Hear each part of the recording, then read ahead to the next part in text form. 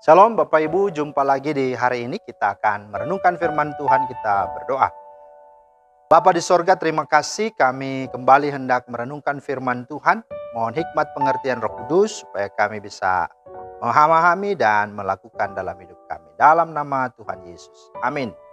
Bapak Ibu, firman Tuhan kita terambil dari Mazmur 127 ayat 2. Sia-sialah kamu bangun pagi-pagi dan duduk-duduk sampai jauh malam, dan makan roti yang diperoleh dengan susah payah, sebab ia memberikannya kepada yang dicintainya pada waktu tidur. Itulah firman Tuhan yang menjadi dasar renungan kita hari ini. Dan tema kita adalah jadilah orang yang dicintai Tuhan. Jadilah orang yang dicintai Tuhan. Nah saudara, salah satu kebutuhan hidup manusia adalah makan, minum, dan pakai. Ya. Itulah sebabnya sejak mulanya Allah tidak hanya menciptakan manusia, tetapi Dia memelihara dengan Dia memberikan kebutuhan hidup manusia dengan makan, minum, dan dengan bebas manusia bisa menikmatinya. Tetapi kita juga sadari ketika dosa menjadi bagian manusia, maka manusia mengalami beberapa hal dan masalah. Yang pertama, bahwa manusia tidak hanya lapar akan makan dan minum, tetapi untuk mendapat makan mereka harus bekerja keras, mereka harus bersusah payah mencari nafkah. Supaya apa? Dapat makan. Bisa membuat makan atau bisa beli makanan. Yang kedua, dosa membuat manusia menjadi makhluk yang beringas. Ya, karena hanya gara-gara makanan manusia bisa saling menghabisi. Manusia bisa saling meniadakan, manusia bisa saling membinasakan. Ingat kisah Kain dan Habel kan? Memang itu tentang persembahan. Tapi ujung-ujung juga kan adalah masalah makan. Yang kedua adalah siapa? Esau dan Yakub. Sama. Masalahnya makanan. Nah saudara-saudara yang dikasihi Tuhan, ini yang harus disadari. Ya. Yang ketiga, dengan adanya dosa, maka laparnya manusia tidak hanya lapar makan minum, tetapi malah bertambah menjadi lapar mata, lapar harta, lapar tahta, lapar wanita, lapar pria gitu ya.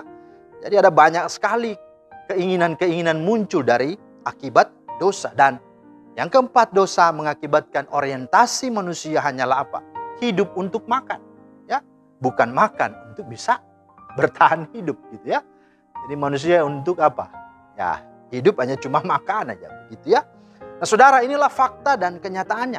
Tetapi kebenarannya, kebahagiaan, kedamaian, dan kesejahteraan hidup manusia tidaklah diukur dan tidaklah terletak ditentukan dari terpenuhinya hanya persoalan kebutuhan jasmani saja. Melainkan apa? Kebutuhan rohani juga. Ya. Bahkan ironisnya, semakin manusia berusaha berjerih lelah untuk mencari makan jasmani, manusia malah akan semakin hidup serakah, rakus, dan korup. Tidak akan pernah merasa cukup dan puas. Dan malah semua itu memperbudaknya.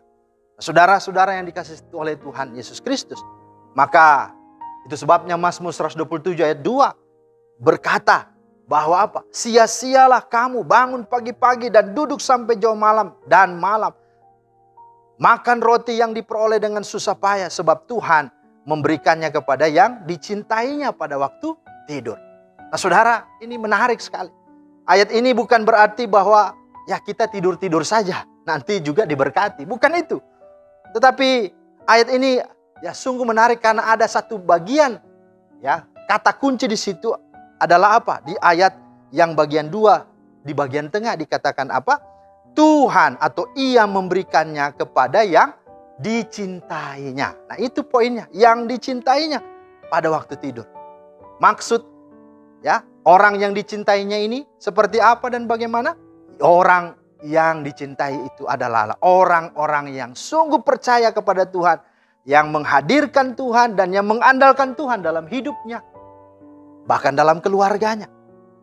Sebab kata Alkitab, berkat Tuhanlah yang menjadikan kita kaya, susah payah tak dapat menambahinya. Amsal 10 ayat 22. Dan juga perlu saudara ketahui bahwa tidak hanya berkuasa Tuhan memberkati, tidak hanya berkuasa memberkati, beri makan minum kita, tapi Dia juga berkuasa, berwenang untuk apa? Kita tidak bisa menikmati semua hasil kerja itu. Itulah sebabnya dikatakan di sini, sia-sia engkau apa? Duduk-duduk sampai jauh-jauh malam, bangun pagi-pagi bekerja pun sia-sia. Kalau Tuhan tidak berkati, Mungkin engkau punya berkat, mungkin engkau punya kecukupan dari sisi lahiriah. Tapi apakah ada damai? Apakah ada rasa syukur? Apakah ada sukacita? Maka kita akan terus merasa kurang. Ya. Maka walaupun banyak berkat, kita akan terus berantem, bertengkar. Itu sebabnya dalam kitab Amsal berkata, sering kita temukan lebih baik makan sekerat roti dengan disertai sukacita, damai sejahtera, daripada sekerat daging tapi dengan perbantahan, dengan permusuhan, dengan pertengkaran. Itu bicara apa? Bahwa sesungguhnya berkat itu tidak hanya bicara lahiriah, tapi bicara rohani. Dan itulah sebabnya hanya Tuhan yang bisa memberikan itu. Maka ayat ini, di dalam ayat 1 dikatakan apa? Jikalau bukan Tuhan yang membangun rumah, sia-sialah usaha orang yang membangunnya. Jikalau Tuhan yang bukan yang mengawal kota, maka sia-sialah orang yang berjaga-jaga. Jadi, engkau mungkin punya rumah, engkau mungkin punya satu kota, engkau mungkin punya satpam, punya penjaga, punya security. Tapi kan mereka terbatas. Mereka bisa ngantuk, mereka bisa tertidur. Tapi kita punya Allah, Allah Israel, tidak pernah terlelap dan tertidur. Dialah yang akan menjamin kehidupan, keamanan kita.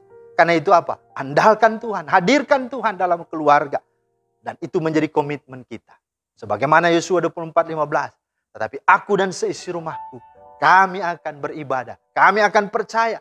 Kami akan andalkan Tuhan. Kami akan sungguh-sungguh hidup meyakini dan hidup sungguh-sungguh setia kepada. Itulah yang harus kita hidupi dan kita jalan. Kenapa? Karena berkat Tuhanlah yang membuat kita bisa mendapatkan semua dalam syukur dan sukacita. Saudara, pengalamanmu, kepintaranmu tidak akan pernah bisa menjamin.